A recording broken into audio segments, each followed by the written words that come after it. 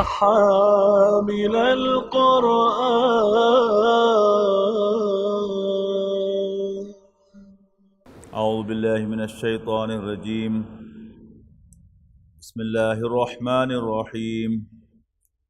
وما محمد الا رسول قد خلت من قبله الرسل افإن مات أو قتل انقلبتم على أعقابكم ومن ينقلب على عقبيه فلن يضر الله شيئا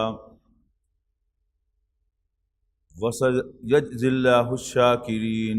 آپ کو معلوم ہے کہ ان آیات میں غزوہ احد پر تبصرہ ہو رہا ہے.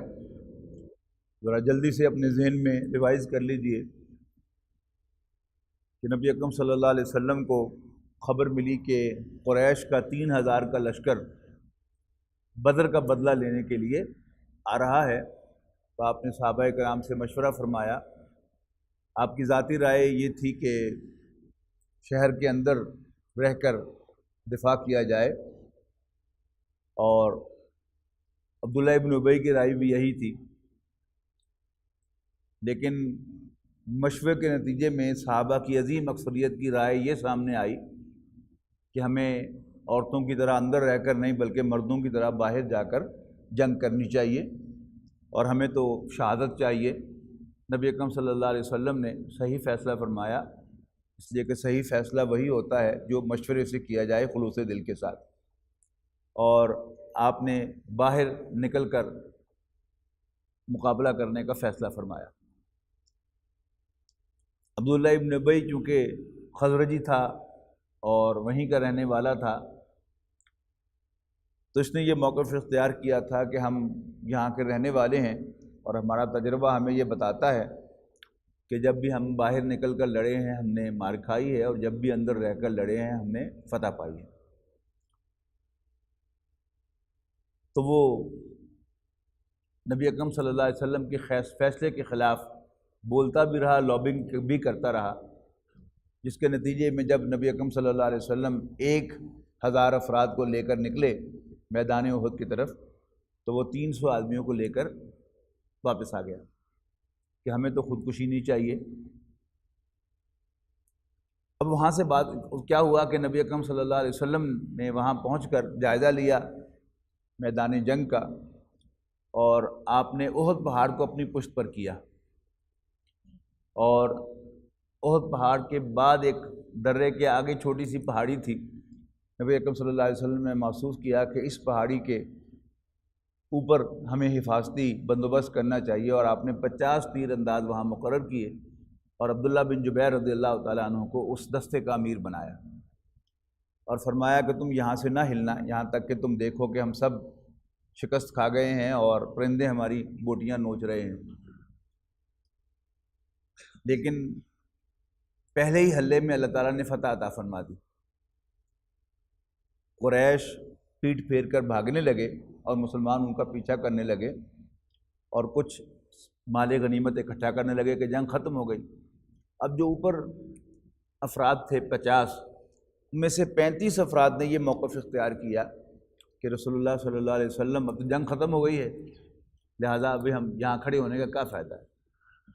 لیکن ان کے امیر نے انہیں منع فرمایا کہ دیکھو رسول اللہ صلی اللہ علیہ وسلم نے فرمایا تھا کہ یہاں سے نہ ہلنا، ہم یہاں سے نہیں ہلیں. لیکن 35 افراد نے یہ کہا کہ اللہ کے رسول نے تو شکست کی صورت میں کہا تھا، اور تم خواہی اپنی چودراہٹ جما رہے ہو. ان کے امیر نے کہا کہ نہیں، آپ نے محاورے میں بات کی تھی، مطلب یہ تھا کہ کسی بھی صورت یہاں سے نہ ہلنا. لیکن 35 افراد نے اپنے امیر کے حکم کی خلاف ورزی کرتے ہوئے، یعنی رسول اللہ صلی اللہ علیہ وسلم کے حکم کی تو انہوں نے تعویل کر لی، لیکن اپنے امیر کے صریح حکم کی خلاف ورزی کی، اور وہاں سے وہ اس پہاڑی کو چھوڑ کر نیچے آ گئے. ادھر خالد ابن ولید جو ابھی تک مسلمان نہیں ہوئے تھے، بعد میں ایمان لائے رضی اللہ تعالیٰ عنہ، ابھی قریش کے ایک کمانڈر کی حیثیت سے گھڑ سواروں کو ایک دفتہ لے کر پیچھے کھڑے ہوئے تھے، یعنی اپنی فوج کے پیچھے. جب انہوں نے دیکھا کہ وہ درہ خالی ہو گیا تو پہاڑ کے اوپر سے چکر کاٹ کر، آپ گھوڑوں پر سوار ہوں تو کتنی دیر لگتی ہے، تو انہیں تیزی سے پہاڑ کا چکر کاٹا اور جو اوپر 15 تیر انداز رہ گئے تھے، ان تیر اندازوں کے مقابلے میں نیچے سے انہوں نے، ظاہر ہے یہاں پورا دستہ تھا، 200-300 افراد تھے، انہوں نے نیچے سے تیر چلائے، اور 15 تیر اس کے مقابلے میں کیا کام کرتے تھے، لہذا وہ 15 میں سے 14 افراد جو ہے وہ شہید ہو گئے، اور اب خالد بن ولید نے پیچھے سے آ حملہ کر دیا۔ ایک دم بھگدڑ مچ گئی، اور اسی بھگدڑ میں نبی اکرم صلی اللہ علیہ وسلم کو بھی شدید زخم آئے، آپ کے رخسار کی ہڈی ٹوٹ گئی، آپ کے دندان مبارک شہید ہوئے، آپ کے چہرہ مبارک سے خون کا فوارہ چھوٹا جس سے آپ کا چہرہ لہولہان ہو گیا، اور آپ غش کھا کر گر گئے۔ جب آپ گرے تو صحابہ کرام کو یہ شک ہوا کہ شاید نبی اکرم صلی اللہ علیہ وسلم معاذ اللہ شہید ہو گئے ہیں، اور ان پر بے حد بد دلی طاری ہوئی، اور اس بد دلی میں حضرت عمر رضی اللہ تعالیٰ عنہ بھی چونکہ جذباتی آدمی تھے، وہ بھی یعنی وہاں بیٹھ گئے کہ اب رسول اللہ صلی اللہ علیہ وسلم تو رہے نہیں، اب لڑنے کا کیا فائدہ ہے۔ اب وہیں سے بات شروع ہو رہی ہے۔ فرمایا وما محمد الا رسول، اور محمد صلی اللہ علیہ وسلم صرف ایک رسول ہی تو ہیں۔ یعنی مراد کیا ہے کہ بنیادی طور پر تو انسان ہیں، اور کل نفس ذائقۃ الموت، ہر شخص کو موت آنی ہے۔ ان ایڈیشن ٹو مین، وہ اللہ کے رسول ہی تو ہیں، ان کی انسانیت میں تو کوئی فرق نہیں آیا۔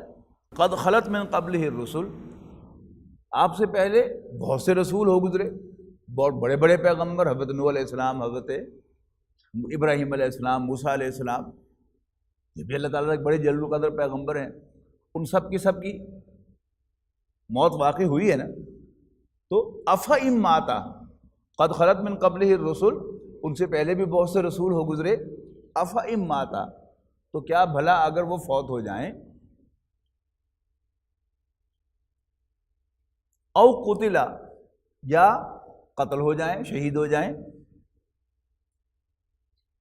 انقلبتم علی اعقابکم، تو کیا تم اپنی ایڑیوں کے بل لوٹ جاؤ گے؟ یعنی اسلام تو اللہ کا دیا ہوا دین ہے، نبی اکرم صلی اللہ علیہ وسلم تمہارے لیے اللہ تعالیٰ کی طرف سے گائیڈ بنا کر بھیجے گئے ہیں، وہ خدا نہیں ہے کہ انہیں موت نہ آئے، یا انہیں کوئی امورٹیلٹی حاصل نہیں ہے کہ انہیں موت نہ آئے۔ اور یہی وہ چیز تھی کہ جو پھر بعد میں دوبارہ دہرائی گئی، کہ جب رسول اللہ صلی اللہ علیہ وسلم کا وصال ہوا تو حضرت عمر رضی اللہ تعالیٰ نے تلوار لی، کہا کہ جو کہے گا کہ اللہ کے رسول فوت ہو گئے ہیں میں اسے گردن اڑا دوں گا، خبردار کسی نے یہ کہا تو۔ اب اس پہ دونوں کیفیات ہو سکتی ہیں کہ حضرت عمر رضی اللہ تعالیٰ عنہ جذبات کی وجہ سے مغلوب ہو گئے ہوں اپنے جذبات سے، اور یہ بھی امکان ہے کہ کسی ہیڈ آف دی اسٹیٹ کا فوت ہو جانا اور اس کی ڈکلیریشن ہمیشہ کب کی جاتی ہے؟ جب نیا جو ہیڈ آف دی اسٹیٹ ہے وہ ٹیک اوور کر کے حلف اٹھا لیتا ہے، تب اعلان کیا جاتا ہے۔ تو ممکن ہے حضرت عمر رضی اللہ تعالیٰ عنہ کے پیش نظر یہ ہو، لیکن آگے جا کر واقعے سے اندازہ ہوتا ہے کہ واقعی حضرت عمر رضی اللہ تعالیٰ عنہ مغلوب ہو گئے تھے جذبات سے۔ حضرت ابوبکر رضی اللہ تعالیٰ عنہ اس وقت مدینے سے باہر کسی مضافات میں تھے، تو آپ کو خبر ملی تو آپ آئے اور سیدھے حضرت عائشہ کے حجرے میں گئے، اور نبی اکرم صلی اللہ علیہ وسلم کے چہرہ مبارک سے چادر اٹھا کر آپ کے چہرے کو بوسہ دیا، اور پھر سیدھے آئے اور مسجد نبوی میں آ کر ایک خطاب فرمایا، اور اس خطاب میں آپ نے فرمایا کہ فمن کان یعبد محمدا فإن محمدا قد مات، تم میں سے جو کوئی بھی محمد صلی اللہ علیہ وسلم کی بندگی کرتا تھا، عبادت کرتا تھا، وہ جان لے کہ حضرت محمد صلی اللہ علیہ وسلم فوت ہو گئے۔ ومن کان یعبد اللہ، البتہ تم میں سے جو کوئی اللہ تعالیٰ کی عبادت کرتا تھا، فہو حی لا یموت، تو وہ جان لے کہ اللہ تعالیٰ زندہ ہے اور وہ ہرگز نہیں مرا۔ اور پھر یہ آیت کوٹ کی، ما محمد الا رسول قد خلت من قبلہ الرسل افئن مات او قتل انقلبتم علی اعقابکم، کہ محمد صلی اللہ علیہ وسلم ایک رسول ہی تو ہیں، ان سے پہلے بھی بہت سے رسول ہو گزرے، اگر وہ فوت ہو جائیں یا قتل کر دیے جائیں تو کیا تم اپنی ایڑیوں کے بل لوٹ جاؤ گے؟ تو حضرت عمر رضی اللہ تعالیٰ فرماتے ہیں کہ جب ابو بکر نے یہ آیت پڑھی رضی اللہ تعالیٰ عنہ تو مجھے ایسے لگا کہ یہ آیت ابھی نازل ہوئی ہے، اور ایک دم سارا کا سارا معاملہ جو ہے وہ سیٹل ہو گیا۔ یعنی ایک ہوتی ہے ایمان کی بات، عقیدے کی بات، ہم سب کا عقیدہ ہے کہ موت آنی ہے، لیکن اس کے باوجود جب بھی کسی اپنے پیارے کی موت کی خبر ملتی ہے تو بہرحال انسان کو دکھ ہوتا ہے، اس کی آنکھوں میں آنسو آتے ہیں۔ اب لاجک میں جائیں تو نہیں آنے چاہیے، پتہ تو ہے ہی سب نے مرنا ہے، لیکن حضرت ابوبکر رضی اللہ تعالیٰ عنہ نے یعنی اس طرح سے جو کیس پریزنٹ کیا اور یہ آیت یاد دلائی تو اس سے سب لوگ جو ہے وہ مطمئن ہو گئے کہ واقعی یہ ہونا ہی تھا، آج نہیں تو کل ہونا تھا، اور کیونکہ رسول اللہ صلی اللہ علیہ وسلم بھی ایک انسان تھے لہٰذا اللہ تعالیٰ نے انہیں واپس بلا لیا ہے۔ وَمَن يَنْقَلِبْ عَلَىٰ عَقِبَيْهِ فَلَن يَضُرَّ اللَّهَ شَيْئًا، اور جو کوئی اپنی ایڑیوں کے بل لوٹ جائے، الٹے پاؤں پھر جائے، تو وہ اللہ تعالیٰ کا کچھ نہ بگاڑے گا۔ وَسَيَجْزِي اللَّهُ الشَّاكِرِينَ، اللہ تعالیٰ عنقریب شکر کرنے والوں کو جزا عطا فرمائے گا، بدلہ دے گا۔ وَمَا كَانَ لِنَفْسٍ أَن تَمُوتَ إِلَّا بِإِذْنِ اللَّهِ، اصولی بات کہ کسی شخص میں یہ طاقت نہیں ہے کہ وہ اللہ کے حکم کے بغیر مر جائے۔ ہم جانتے ہیں کہ بہت سے لوگ باقاعدہ خودکشی کرتے ہیں، لیکن اگر اللہ تعالیٰ کی طرف سے موت لکھی ہوئی نہیں ہوتی تو انہیں موت نہیں آتی۔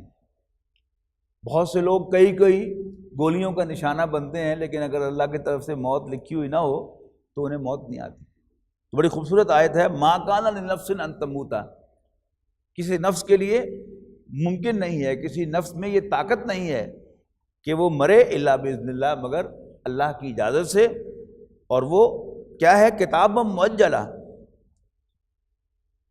اور وہ ایک لکھا ہوا اجل ہے، ایک لکھی ہوئی مومنٹ ہے اللہ تعالیٰ کے ہاں کہ فلاں جگہ اور فلاں دن اور اتنے وقت پر اس کی موت واقع ہوگی۔ نہ ایک سیکنڈ بھر وہ اس سے زیادہ زندہ رہ سکتا ہے اور نہ وہ اس ڈیڈ لائن سے پہلے فوت ہو سکتا ہے۔ وَمَن يُرِدْ ثَوَابَ الدُّنْيَا نُؤْتِهِ مِنْهَا، اور جو کوئی بھی دنیا کے بدلے کا ارادہ کرے گا تو ہم اسے دنیا ہی میں دے دیں گے۔ وَمَن يُرِدْ ثَوَابَ الْآخِرَةِ، البتہ جو بھی آخرت کے اجر و ثواب کا ارادہ طالب ہوگا، نُؤْتِهِ مِنْهَا، ہم اس کو بھی اس میں سے دیں گے۔ وَسَنَجْزِي الشَّاكِرِينَ، البتہ ہم بدلہ دیں گے شکر ادا کرنے والوں کو۔ وَكَأَيٍّ مِّن نَبِيٍّ قَاتَلَ مَعَهُ رِبِّيُّونَ كَثِيرٌ، اور بہت سے نبی ہو گزرے کہ جن کے ساتھ بہت سے ربیوں نے قتال کیا۔ ربی جو ہے ربائی اور ربی یا ربانی، یہ کہتے تھے بنی اسرائیل میں سے جو اللہ والے لوگ تھے، یہ ان کے لیے لفظ استعمال ہوتا تھا۔ آج بھی جو ان کے پریسٹ ہوتے ہیں ان کو ربائز ہی کہتے ہیں، انگریزی میں ربائز۔ تو فرمایا کتنے ہی نبی ہو گزرے ہیں کہ جن کے ساتھ بہت سے اللہ والوں نے، بہت سے رب کے ماننے والے، رب سے پیار کرنے والوں نے قتال کیا، جنگ کی، جیسے حضرت طالوت علیہ السلام قرآن مجید میں تذکرہ ہے، اور اسی طرح اور مارکوں کا ذکر جو ہے وہ احادیث میں اور تورات و انجیل میں آپ کو مل جائے گا کہ اللہ کے نبیوں کے ساتھ ایمان والوں نے، اللہ کے نیک بندوں نے، علماء نے، صوفیاء نے جنگ کے اندر حصہ لیا۔ فما وہنوا لما اصابہم فی سبیل اللہ، تو جو بھی مصیبتیں ان پر اللہ کی راہ میں واقع ہوئیں ان کے سبب انہوں نے ہمت نہیں ہاری۔ یعنی یہ خاص تصور ہے کہ جو مذہبی لوگوں کے سوچ کا حصہ بن جاتا ہے۔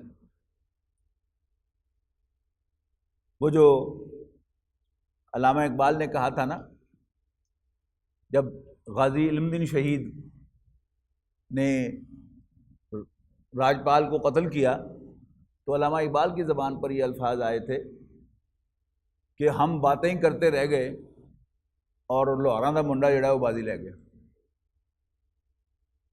یعنی عام طور پر جو علماء ہوتے ہیں وہ دین کے معاملے میں آگے بڑھ کر قدم اٹھانے میں باقی لوگوں کے مقابلے میں پیچھے ہوتے ہیں۔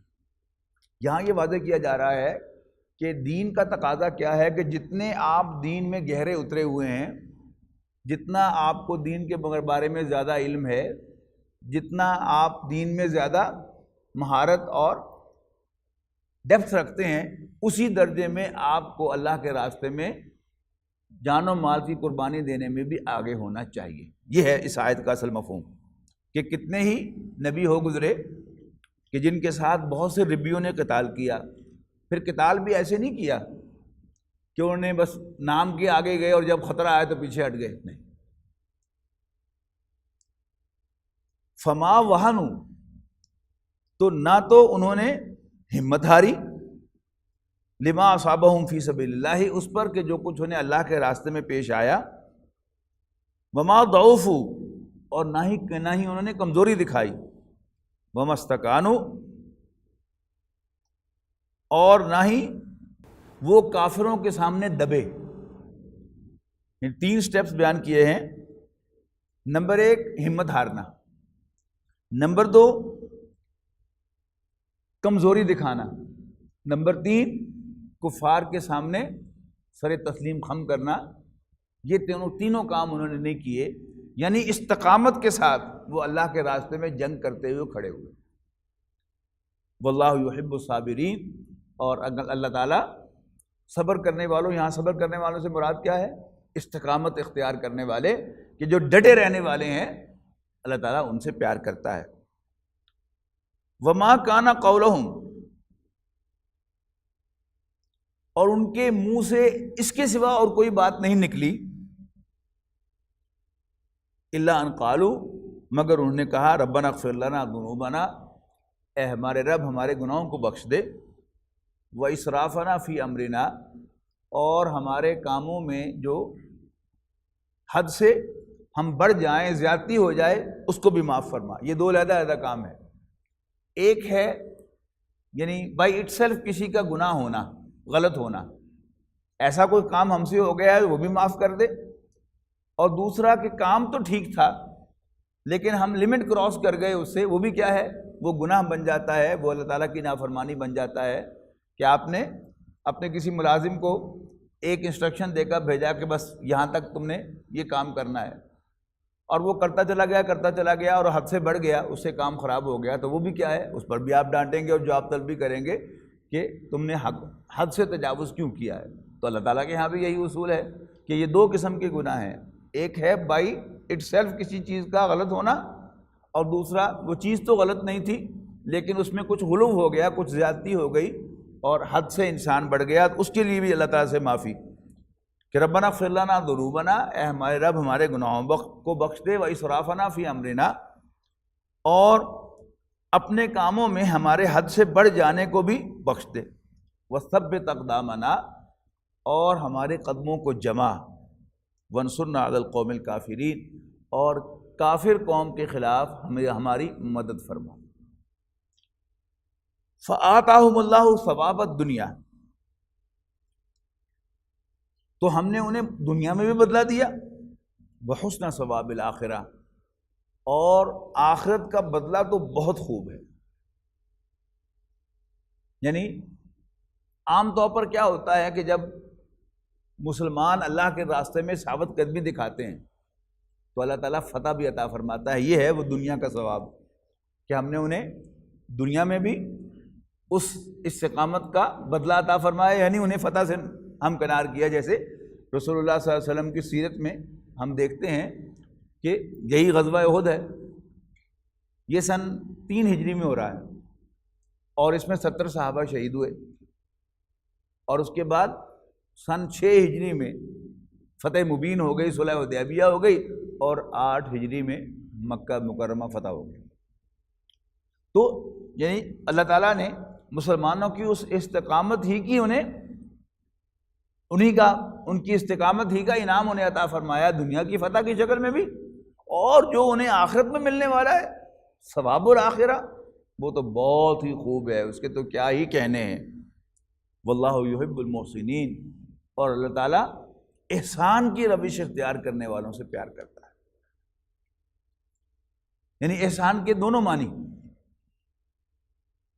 بلکہ تینوں معنی ذہن میں رکھیے گا کہ کسی کے ساتھ نیکی کرنا، یہ اردو والا احسان، یہ بھی عربی میں مفہوم ہے، اور احسن یحسن کے معنی کوئی نیک کام کرنا، یہ بھی اس کے اندر موجود ہے۔ اور حدیث جبرائیل میں احسان کی جو تعریف آئی ہے کہ تم اللہ تعالیٰ کی بندگی اس انداز سے کرو کہ جیسے تم اللہ تعالیٰ کو اپنی آنکھوں سے دیکھ رہے ہو، اور اگر یہ مقام حاصل نہ ہو سکے تو کم سے کم اتنا ضرور ہو کہ اللہ تعالیٰ مجھے دیکھ رہا ہے، تو اس سے کیا ہے، اس کام کے اندر ایک حسن پیدا ہوتا ہے۔ یعنی آپ اپنے ڈپارٹمنٹ کو مانیٹر کر رہے ہیں اپنے ڈیسک ٹاپ پر، یا آپ خود جو ہیں وہ ڈپارٹمنٹ کے اندر چلے گئے ہیں، تو پرفارمنس میں فرق آ جاتا ہے۔ لیکن جب آپ نہ مانیٹر کر رہے ہیں اس کو، نہ خود وہاں موجود ہیں، تو اس سے ڈپارٹمنٹ کی پرفارمنس میں لازماً کچھ نہ کچھ کسل اور کچھ سستی جو ہے وہ اس کا عنصر آ جانا لازمی ہے۔ تو جب انسان کو یہ معلوم ہوگا کہ اللہ تعالیٰ مجھے دیکھ رہا ہے، تو پھر اس کا ہر کام جو ہے وہ بہت عمدگی سے پرفارم ہوگا۔ تو واللہ یحب المحسنین، اللہ تعالیٰ احسان کے روش اختیار کرنے والوں کو پسند فرماتا ہے۔ یا ایھا الذین آمنوا، اے ایمان والو، ان تطیعوا الذین کفروا یردوکم علی اعقابکم فتنقلبوا خاسرین، اے ایمان والو اگر تم کافروں کا کہنا مانو گے تو پھر وہ تمہیں الٹے پاؤں پھیر کر کفر میں لے جائیں گے، نتیجتاً فتنقلبوا خاسرین، تم خسارے سے دوچار ہو جاؤ گے۔ بل اللہ مولاکم، اصل بات کیا ہے، حقیقت یہ ہے کہ اللہ تعالیٰ تمہارا والی، تمہارا مولا، تمہارا سرپرست ہے۔ اب اس کا لنک آپ سمجھ رہے ہیں ان دونوں باتوں کا؟ اب دشمن کی بات انسان کب مانتا ہے؟ جب اللہ تعالیٰ سے مایوس ہو جاتا ہے۔ لیکن اگر انسان کو اللہ تعالیٰ پر یقین ہو کہ اللہ تعالیٰ میرے ساتھ ہے، وہ میری مدد کرے گا، تو پھر انسان کبھی دشمن کی بات نہیں مانتا، وہ بات مانتا ہے کہ جو اس کو صحیح معلوم ہو اور بینیفیشیل معلوم ہو اور جس میں اللہ تعالیٰ کی رضا ہو۔ تو ایک طرف منع فرمایا کہ اگر تم کافروں کی بات مانو گے تو وہ تمہیں کافر بنا کے چھوڑیں گے۔ اصل میں اللہ تعالیٰ تمہارا حامی و سرپرست ہے، اس پر ٹرسٹ کرو۔ وَهُوَ خَيْرُ النَّاصِرِينَ، اور وہ بہترین مددگار ہے۔ اب سچویشن آپ سمجھ رہے ہیں کہ یہ آیات اب کیوں آ رہی ہیں؟ کہ غزوہ احد کے اندر مسلمانوں کو بہرحال شکست سے دوچار ہونا پڑا، اگرچہ پہلے سٹیپ پر ان کو فتح ہوئی، اور اس کے بعد 70 صحابہ شہید ہوئے، نبی اکرم صلی اللہ علیہ وسلم زخمی ہوئے، حضرت حمزہ رضی اللہ تعالیٰ عنہ کی شہادت ہوئی بڑی بے دردی کے ساتھ، حضرت مصعب بن عمیر کی شہادت ہوئی بڑی بے دردی کے ساتھ۔ تو یہ سیٹ بیک تھا نا جو پہنچا۔ اب یہ جو الفاظ ہیں وہ کیا بتا رہے ہیں کہ تم کافروں سے ڈکٹیشن نہ لینا۔ کافروں سے ڈکٹیشن لوگے تو پہلے سٹیپ پر تمہیں وہ سٹیپ بیک کرنے کو کہیں گے کہ چلا اچھا اسٹریٹجیکلی پیچھے ہٹ جاؤ، اور اس کے بعد ان کا تقاضا کیا ہوگا، تم ایمان سے بھی تائب ہو جاؤ اور کفر میں چلے جاؤ۔ یعنی اگر تم ان سے ڈکٹیشن لوگے تو پھر پیچھے ہٹتے ہٹتے ہٹتے تم کفر تک بھی جا سکتے ہو۔ اور انسان کی کیفیت عام طور پر یہ ہوتی ہے کہ وہ اپنا عقیدہ نہیں بدلتا آسانی سے، لیکن تھوڑا سا پیچھے ہٹ جاتا ہے، لیکن اس کا کافر ہونے کا کوئی پروگرام نہیں ہوتا۔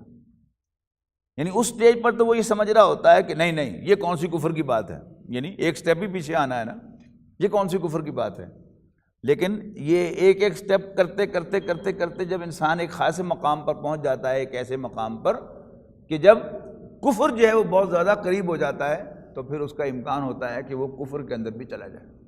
بل اللہ مولاکم، اگر انسان اللہ تعالیٰ پر ٹرسٹ کرے گا اور دشمنوں سے کوئی ڈکٹیشن نہیں لے گا، ان سے کوئی ڈائریکشن نہیں لے گا، تو پھر کیا رہے گا؟ وہ سیف سائڈ پر رہے گا، اور پھر کفر میں جانا اس کے لیے اس کا کوئی امکان نہیں ہوگا۔ ہاں فوری طور پر وہاں اسے محسوس ہوگا کہ کچھ سیٹ بیک پہنچا ہے، کوئی شکست ہوئی ہے، کچھ نقصان ہوا ہے، لیکن اگر اسے اللہ تعالیٰ پر بھروسہ ہوگا کہ اللہ تعالیٰ میرے ساتھ ہے، وہ میرے پیچھے ہے، وہ مجھے سپورٹ کرے گا، میری مدد کرے گا، تو پھر آخر کار وہ فتح سے ہمکنار ہوگا۔ سنلقی فی قلوب الذین کفروا الرعب بما اشرکوا باللہ ما لم ینزل بہ سلطان۔ ہم ان قریب کافروں کے دلوں میں رعب ڈال دیں گے۔ اچھا، اب غزوہ احد میں کیا ہوا کہ جب حضرت خالد بن ولید رضی اللہ تعالیٰ عنہ نے پیچھے سے حملہ کیا تو وہ قریش کے جو میدان چھوڑ کے جا رہے تھے انہوں نے دیکھا کہ حملہ دوبارہ ہو گیا ہے، وہ بھی لوٹ آئے تھے، اور مسلمان جو تھے وہ پہاڑ پر چڑھ گئے، رسول اللہ صلی اللہ علیہ وسلم بھی اور صحابہ کرام بھی، وہاں جا کر انہوں نے جان بچائی۔ اور پھر جب آپ اونچے مقام پر ہوتے ہیں تو آپ ذرا ڈومیننٹ پوزیشن میں ہوتے ہیں، اور جو نیچے ہوتا ہے وہ لوز پوزیشن میں ہوتا ہے۔ صحابہ کرام نے رسول اللہ صلی اللہ علیہ وسلم کے گرد گھیرا ڈال لیا اور اپنے سینوں پر سارے وار سہے، لیکن اچانک پتہ نہیں کیا ہوا کہ ابو سفیان نے واپس جانے کا فیصلہ کر لیا کہ نہیں بس نکلو تو فٹافٹ۔ یہ کیا تھا؟ اللہ تعالیٰ نے ان کے دلوں میں رعب ڈالا تھا۔ خالد بن ولید حضرت خالد بن ولید ابو سفیان کو بار بار کہتے رہے کہ ہن کم مکا کے جائیے، مکا کے جائیے، مکا کے جائیے۔ انہوں نے کہا نہیں بس اب چلو۔ یہ کیا تھا؟ یہ اللہ تعالیٰ نے ابو سفیان کے دل میں رعب ڈال دیا تھا، حضور صلی اللہ علیہ وسلم کی ہیبت ڈال دی تھی کہ ایسا نہ ہو کہ ہم کسی گھیرے میں آ رہے ہوں اور اچانک جو ہے مسلمان کوئی ایسا گھیرا ڈالیں یا کوئی ایسی پوزیشن لے لیں کہ پھر وہ ہم پر دوبارہ جو ہے وہ یعنی مضبوط قدموں پر آ جائے اور پھر ہمارے لیے یہاں سے نکلنا بھی ممکن نہ رہے۔ تو سنلقی فی قلوب الذین کفروا الرعب، ان قریب ان کافروں کے دلوں میں رعب ڈال دیں گے۔ کیوں؟ بما اشرکوا باللہ، اس لیے کہ انہیں اللہ کے ساتھ شریک ٹھہرایا ہے۔ کس کو؟ ما لم ینزل بہ سلطانہ، کہ جس کے لیے اللہ تعالیٰ نے کوئی سند نہیں اتاری۔ ومأواہم النار، اور ان کا ٹھکانہ آگ ہے، جہنم ہے۔ وبئس مثوى الظالمین، اور ظالموں کا ٹھکانہ بہت برا ہے۔ وَلَقَدْ صَدَقَكُمُ اللَّهُ وَعْدَهُ إِذْ تَحُسُّونَهُم بِإِذْنِهِ۔ اچھا، اب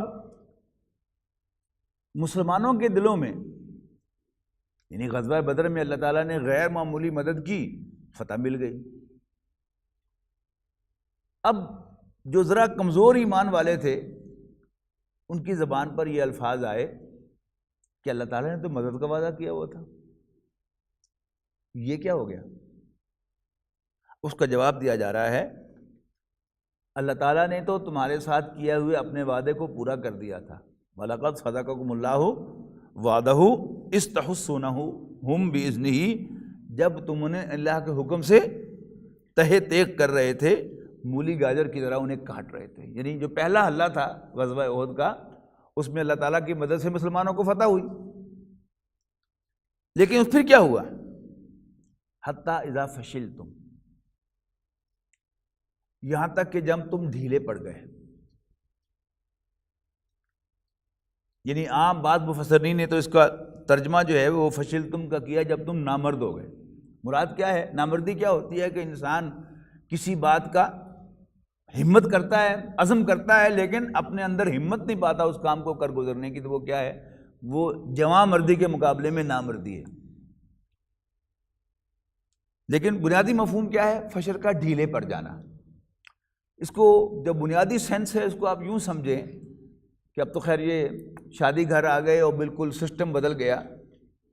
جب یہ میرج ہالز نہیں تھے اور گھروں میں شادیوں کا اہتمام ہوتا تھا تو کوئی ایک شخص جو ہے وہ فیملی میں ایسا ہوتا تھا کہ جو اوور آل شادی کا انچارج ہوتا تھا، یعنی سامان خریدنا، پکائی کا، اسے محفوظ کرنا اور اسے ساتھ ساتھ جو ہے وہ پکانے والوں کو ایشو کرنا، برتن کرائے کے اور ٹینٹ کناتے کرسیاں گن کر وصول کرنا اور ان کا ریکارڈ رکھنا، اور پھر شادی کے ہو جانے کے بعد دوبارہ برتن دھلوانا اور انہیں گن کر واپس کرنا، اور ساری کرسیاں اور جتنا بھی سامان آیا ہے کرائے والا اس کو پورا کر کے واپس کرنا۔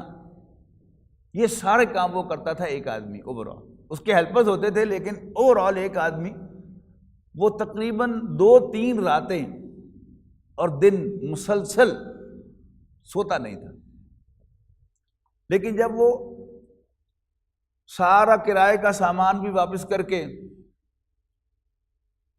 اور ہر کام سے فارغ ہو کر جب وہ بستر پر لیٹتا تھا تو پھر اس کی جب آنکھ لگتی تھی، پھر آپ اسے چارپائی سے نیچے بھی گرا دیں تو آپ اس کو جگا نہیں سکتے تھے۔ کیوں؟ اب جو وہ سویا ہے، یعنی پہلے اس کے سامنے ایک ٹاسک تھا اور اس ٹاسک کے لیے وہ 48 گھنٹے اور 55 گھنٹے مسلسل جاگا تھا۔ اب جب وہ بستر پر لیٹا ہے تو وہ ریلیکس ہو کر لیٹا ہے کہ کام ختم ہو گیا، اب اس کے لیے جگانا ممکن نہیں ہے، اس لیے کہ ذہنی طور پر اس نے سمجھا کہ میں فارغ ہو گیا ہوں۔ اصل فشل کا مفہوم وہ ہے کہ جب تم ڈھیلے پڑ گئے، مطلب کیا ہے کہ فتح ہوئی اور تم نے کہا کہ کام ختم ہو گیا اور رسول اللہ صلی اللہ علیہ وسلم کی انسٹرکشن کو تم نے نظر انداز کر دیا، یہ ہے بنیادی طور پر وہ فشل۔ اب بات اسی کی طرف جا رہی ہے، حتی اذا فشلتم، یہاں تک کہ جب تم ڈھیلے پڑ گئے، وتنازعتم، اور تم نے تنازع کیا۔ یہ تنازع کیا ہے؟ یہ تھا تنازع امیر اور ان تیر اندازوں کے درمیان۔ یعنی اصول کیا ہے کسی آرگنائزیشن کا کہ ایک آرگنائزیشن کا ہیڈ ہوتا ہے، آگے پھر اس کے نیچے ڈپارٹمنٹس ہوتے ہیں، ہر ڈپارٹمنٹ کا ایک ہیڈ ہوتا ہے، پھر آگے یعنی سب ڈپارٹمنٹس ہوتے ہیں، پھر ہر اس سب ڈپارٹمنٹ کا بھی کوئی نہ کوئی ہیڈ ہوتا ہے۔ ڈسپلن کا تقاضا کیا ہوتا ہے کہ ہر جو کارکن ہے وہ جس کو وہ رپورٹ کرتا ہے وہ اس کی انسٹرکشن پر عمل کرے اور ادھر ادھر سے وہ انسٹرکشن کا انتظار نہ کرے۔ جنگ میں بھی ایسی ہوتا ہے کہ جنگ کا ایک ہراول دستہ ہوتا ہے، ایک اس کا میمنہ ہوتا ہے، ایک اس کا میسرہ ہوتا ہے، ایک پھر اس میں آرٹلری ہوتی ہے، پھر اس میں ایک گھڑ سوار دستہ ہے، کیولری ہے، تو ہر جو دستہ ہے اس کا بھی ایک کمانڈر ہوتا ہے۔ تو سپاہی جو ہیں ان پر اصل لازم کیا ہے کہ اپنے اپنے کمانڈر کی بات سنیں۔ یہاں کیا ہوا، رسول اللہ صلی اللہ علیہ وسلم اس جنگ کے بڑے سالار ہیں اور نبی اکرم صلی اللہ علیہ وسلم نے پہاڑی کے اوپر ایک دستہ جو ہے اس کو اپوائنٹ کیا ہے، ان کا ایک امیر مقرر کیا ہے۔ تو رسول اللہ صلی اللہ علیہ وسلم کے حکم کی تو انہوں نے تعویل کر لی۔ تنازع کس کے ساتھ کیا؟ تنازع انہوں نے اپنے لوکل امیر کے ساتھ کیا۔ اب اس کو یہاں پر مینشن کیا جا رہا ہے، حتی اذا فشلتم، یہاں تک کہ تم ریلیکس ہو گئے، یعنی تم نے سمجھا کہ جنگ ختم ہو گئی، اور وتنازعتم فی الامر، اور تم نے کمانڈ کے اندر،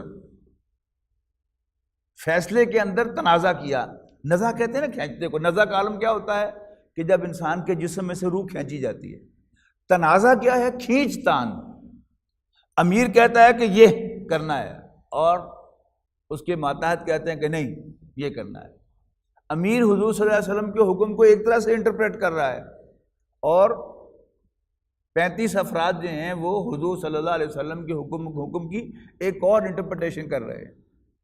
اصول کیا ہے کہ اپنی رائے دے دو کہ ہمارا خیال یوں ہے، لیکن عمل کرو اس رائے پر، اس فیصلے پر جو کمانڈر کر رہا ہے، جو امیر کر رہا ہے۔ اصل کوتاہی تو وہاں یہ ہوئی، حتی اذا فشلتم وتنازعتم فی الامر وعصیتم۔ فائنلی کیا کیا انہوں نے؟ اپنے کمانڈر کے حکم کی خلاف ورزی کی۔ کس کے بعد؟ من بعد ما اراکم ما تحبون، اس کے بعد کہ اللہ تعالیٰ نے تمہیں دکھا دی وہ شے جو تمہیں پسند تھی۔ اب اس میں بھی اکثر مفسرین نے اس کو بہت سرسری طور پر لیا ہے کہ مال غنیمت جو نیچے تھا اس کی طلب کی وجہ سے وہ نیچے آ گئے، لیکن محترم ڈاکٹر سارا احمد صاحب کی رائے یہ تھی کہ جب غزوہ بدر کے بعد مال غنیمت کی تقسیم کا قانون نازل ہو چکا تھا اور سب کو پتہ تھا کہ ہمیں ملنا وہی ہے کہ جو تقسیم کے بعد ہمارے حصے آئے گا، جبکہ پہلا رواج کیا تھا کہ جو چیز لوٹ لے وہ اس کی، تو اب تو یہ امکان ہی نہیں تھا کہ صحابہ کرام مال غنیمت لوٹتے تو ان کا ہو جاتا۔ تو ڈاکٹر صاحب نے یہاں پر رائے اختیار کی ہے کہ یہ جو فرمایا ہے کہ ما اراکم ما تحبون، جب اللہ تعالیٰ نے تمہیں وہ دکھا دیا جو تمہیں پسند تھا، تو یہ سورہ صف کی آیت سے ڈاکٹر صاحب انٹرپریٹ کرتے ہیں کہ اگر تم اللہ کے راستے میں مال و جان سے جہاد کرو گے تو وہ تمہارے لیے بہتر ہوگا اگر تم سمجھو۔ اللہ تعالیٰ اس کے نتیجے میں تمہارے گناہوں کو بخش دے گا اور تمہیں ایسے باغات میں داخل کرے گا جن کے نیچے نہریں بہتی ہوں گی اور رہنے کے عمدہ مسکن ہوں گے ہمیشہ ہمیشہ کے باغات میں۔ ذالک الفوز العظیم، یہ تو ہے بڑی کامیابی۔ وَأُخْرَى اینڈ another تحبونہا، جو بائی دی وے تمہیں زیادہ پسند ہے، وہ کیا ہے؟ نصر من اللہ وفتح قریب، اللہ تعالیٰ کی مدد آئے گی اور جلد ہی فتح نصیب ہو جائے گی۔ تو ڈاکٹر صاحب یہاں پر ما تحبون سے مراد فتح لیتے ہیں، کیونکہ تم نے دیکھا کہ فتح ہو گئی ہے، فتح انسان کو بڑی پسند ہے، انسان اس سے ریلیکس ہو جاتا ہے، اور تم ریلیکس ہو کر جو ہے اس جگہ کو چھوڑ کر آ گئے جہاں پر تمہیں اللہ کے رسول صلی اللہ علیہ وسلم نے متعین فرمایا تھا۔ منکم من یرید الدنیا، تم میں سے کچھ تو دنیا کے طلبگار ہیں، ومنکم من یرید الآخرہ، اور تم میں سے کچھ آخرت کے طلبگار ہیں۔ ثم صرفکم عنہم لیبتلیکم، پھر اللہ تعالیٰ نے تم کو ان کے مقابلے سے پھیر کر بھگا دیا، اور یہ ایک دم جب بھگدڑ مچی ہے تو بعض بڑے صحابہ کا بھی اس میں نام آتا ہے کہ ان پر بھی فوری طور پر یہ کیفیت تالی ہوئی کہ وہ جان بچانے کے لیے بھاگے بجائے استقامت کے ساتھ لڑنے کے۔ یعنی ریفرنس دیا گیا نا پچھلے نبیوں کے ساتھ دینے والے ربیین کا کہ نہ انہوں نے کمزوری دکھائی، نہ ہمت ہاری، اور نہ انہوں نے کافروں کے سامنے سرنڈر کیا۔ اب یہاں کیا ہو گیا؟ رسول اللہ صلی اللہ علیہ وسلم کے ساتھیوں سے یہاں پر ایک جذباتی ایک دم جب کیفیت آئی تو جان بچا کر بھاگے، اس کا ذکر ہے۔ وَلَقَدْ عَفَا عَنْكُمْ، لیکن اللہ تعالیٰ تمہیں معاف کر چکا۔ اب غزوہ تبوک کے سلسلے میں ہم سورہ توبہ میں جا کر انشاءاللہ پڑھیں گے کہ وہ لوگ کہ جو بغیر کسی عذر کے اور بغیر اجازت کے نبی اکرم صلی اللہ علیہ وسلم کے ساتھ غزوہ تبوک میں نہیں نکلے تھے، جبکہ سب پر لازم کیا گیا تھا، ان کی باقاعدہ جواب طلبی ہوئی اور انہیں سزا دی گئی۔ لیکن آپ کوئی سیرت کی کتاب، تاریخ کی کتاب اٹھا لیں، یعنی یہ وہ 35 افراد کو جو وہ درہ چھوڑ کر نیچے آئے تھے، ان کی نہ کہیں جواب طلبی ہوئی ہے اور نہ ہی ان کے خلاف کوئی ڈسپلنری ایکشن ہوا ہے۔ کیوں؟ اللہ تعالیٰ نے اعلان کر دیا قرآن مجید میں وَلَقَدْ عَفَا عَنْكُمْ، اللہ تعالیٰ نے تم سے درگزر فرما لیا۔ یعنی اصل ہم بندے تو اللہ کے ہیں، ہمارا اللہ کے راستے میں لڑنا بھی اللہ کو راضی کرنے کے لیے، اور ہم نے کوتاہی بھی ہوگی تو اللہ تعالیٰ کے حکم کے اعتبار سے ہوگی، اور اگر اللہ تعالیٰ معاف کر دے تو پھر کسی انسان کی یہ جرت نہیں ہے کہ وہ اللہ تعالیٰ کے اس فیصلے کو چیلنج کر سکے۔ اور اللہ کے نبی تو ہوتے ہی اللہ تعالیٰ کے سب سے بڑے بندے ہیں، سب سے زیادہ عاجز ہمبل بندے ہوتے ہیں اپنے اللہ کے، اپنے رب کے۔ تو لہذا رسول اللہ صلی اللہ علیہ وسلم نے وہ لوگ کہ جو وہاں سے یعنی ایک دم فوری ریئیکشن کے طور پر بھاگے تھے، نہ ان سے کوئی جواب طلبی کی ہے اور نہ ان 35 افراد سے کوئی جواب طلبی کی ہے کہ جو اس پہاڑی کو چھوڑ کر نیچے آ گئے تھے، اس لیے کہ اللہ تعالیٰ نے انہیں معاف کر دیا۔ واللہ ذو فضل علی المؤمنین، اور اللہ تعالیٰ تو ایمان والوں پر بڑی مہربانی کا معاملہ فرمانے والا ہے۔ فضل کہتے ہیں نا عنایت کو، گریس۔ ایک ہوتا ہے حق، یعنی امتحان میں 100 نمبر کے پرچے میں سے پاس ہونے کے لیے 50 نمبر چاہیے تھے، تو ایک طالب علم، ایک امیدوار 45 نمبر تو سیکیور کر لیتا ہے، لیکن یونیورسٹی یا بورڈ اس کو 5 گریس مارکس دے دیتی ہے۔ تو یہ فضل کیا ہے؟ اس کی انگریزی تراجم میں آپ دیکھیں گے فضل کا ترجمہ گریس ہوگا، and Allah is full of grace. مطلب کیا ہے کہ اللہ تعالیٰ مہربانی فرمانے والا ہے، وہ حساب کتاب سے بھی آگے بڑھ کر انسانوں کو نوازنے والا ہے. واللہ ذو فضل علی المومنین، اور اللہ تعالیٰ تو مومنوں پر بہت زیادہ فضل فرمانے والا، یعنی مومنوں کے ساتھ بڑا گریسفل ٹریٹمنٹ فرمانے والا ہے. اذ تصعدون، اور وہ وقت بھی یاد کرنے کے لائق ہے کہ جب تم لوگ دور بھاگے جاتے تھے. ولا تلوون علی احد، اور کسی کو پیچھے مڑ کر بھی نہیں دیکھتے تھے. یعنی جب ایک دم جب بھگدڑ مچی تو صحابہ کرام جو ہے ان کے پاؤں اکھڑ گئے اور وہ جان بچانے کے لیے ایک دم وہاں سے بھاگے. اور یہ بڑی ایک نیچرل سی چیز ہوتی ہے کہ آپ ریلیکس ہو چکے تھے، بس اب وہی ریلیکس ہونے کا ہی ہے کہ آپ ریلیکس ہو چکے تھے کہ جنگ ختم ہو گئی اور ایک دم حملہ ہو گیا، تو انسان ذہنی طور پر لڑنے کے لیے تیار نہیں ہوتا، تو ریفلیکس ایکشن کیا ہوتا ہے انسان کا کہ انسان وہاں سے بھاگتا ہے. اب اس کی نقشہ کشی کی جا رہی ہے. اذ تصعدون، جب تم دور بھاگے جاتے تھے. ولا تلوون علی احد، اور پیچھے مڑ کر کسی کو دیکھنا بھی نہیں چاہ رہے تھے. والرسول یدعوکم فی اخراکم، اور رسول صلی اللہ علیہ وسلم تمہارے پیچھے سے بلا رہے تھے. یہ جب یہ بھگدڑ مچی ہے تو رسول اللہ صلی اللہ علیہ وسلم نے صحابہ کرام کو آوازیں دی ہیں، اور بھائی کہاں جا رہے ہو، کہاں جا رہے ہو، میں ادھر ہوں. فَأَصَابَكُمْ غَمًّا بِغَمٍّ، اور اللہ تعالیٰ نے تمہیں غم پر غم پہنچایا. ابھی غم جو ہے، غم پر غم، ایک تو ان کی اپنی شہادتیں ہو رہی ہیں اور وہ زخم کھا رہے ہیں، یہ ایک غم ہے. پھر دوسرا غم کہ انہیں یہ غلط فہمی ہوئی یا فیل ہوا کہ رسول اللہ صلی اللہ علیہ وسلم کی معاذ اللہ شہادت ہو گئی ہے، یہ اس سے بھی بڑا غم تھا. تو فَأَصَابَكُمْ غَمًّا بِغَمٍّ، تو اللہ تعالیٰ نے تمہیں غم پر غم پہنچایا. لِكَيْ لَا تَحْزَنُوا عَلَىٰ مَا فَاتَكُمْ، تاکہ جو چیز تم سے فوت ہو جائے اس پر تم غمگین نہ ہو جایا کرو. دین کی جو اصل روح ہے وہ ایمان باللہ ہے. ایمان باللہ کیا ہے؟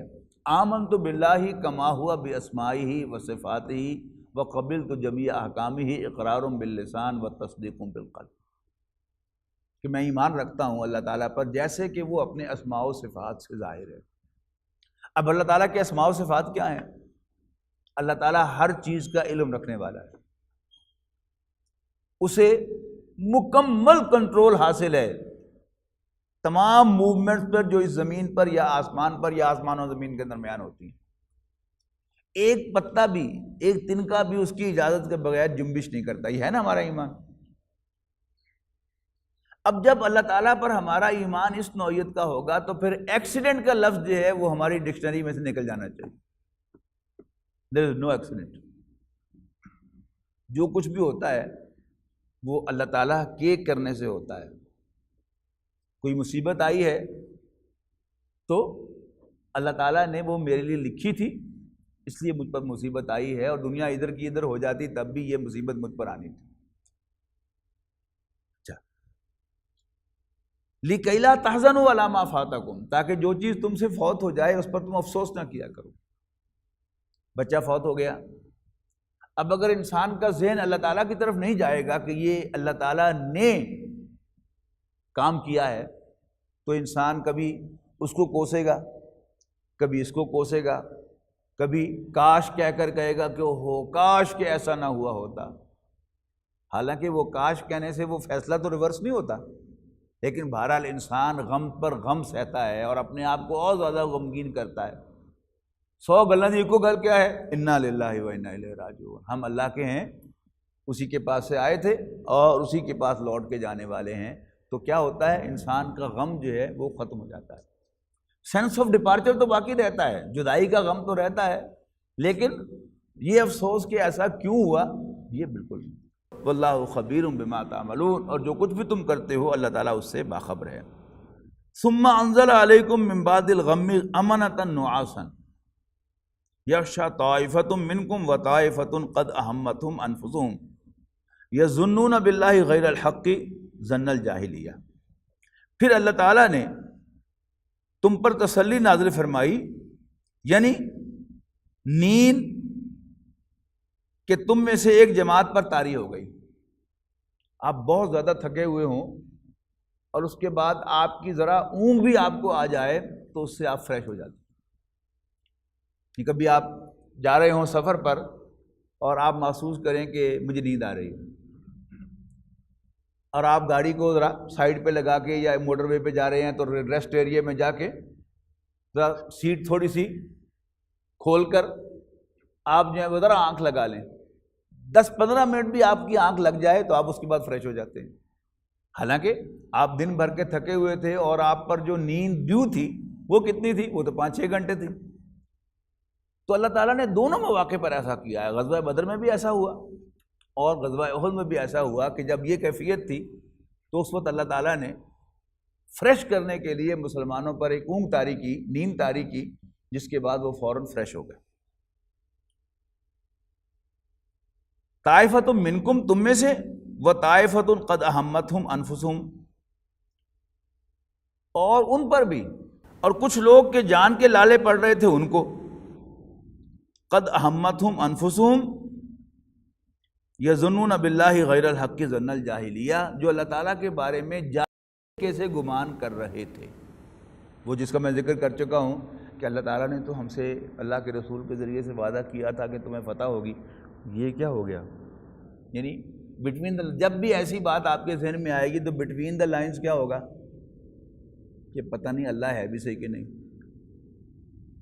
پتہ نہیں اللہ کے رسول واقعی اللہ کے رسول ہیں یا کچھ اور معاملہ ہے۔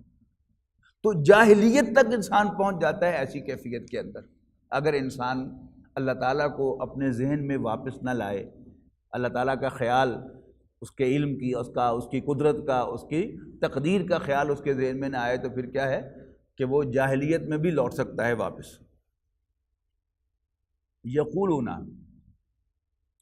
یہ کہتے ہیں، حل لنا من الامر من شیء۔ اب یہ قول کس کا ہے؟ یہ قول ہے عبداللہ ابن ابی کا۔ میں عرض کر چکا ہوں کہ عبداللہ ابن ابی کی رائے یہ تھی کہ ہم سنز آف دا سوائل ہیں اور ہمارا تجربہ یہ ہے کہ اندر رہ کر لڑے تو فتح ہوتی ہے، لیکن رسول اللہ صلی اللہ علیہ وسلم کی اپنی رائے بھی یہی تھی، لیکن آپ نے صحابہ کرام کی رائے کا احترام کرتے ہوئے باہر نکل کر لڑنے کا فیصلہ فرمایا۔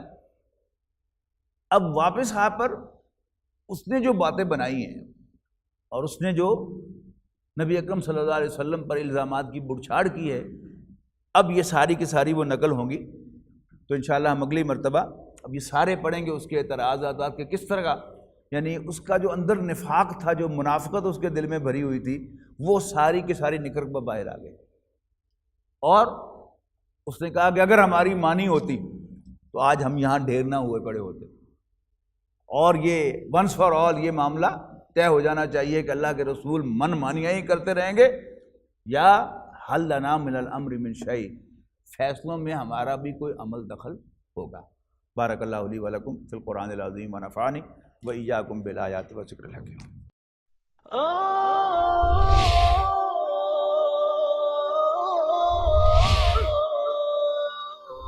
يا حامل القرآن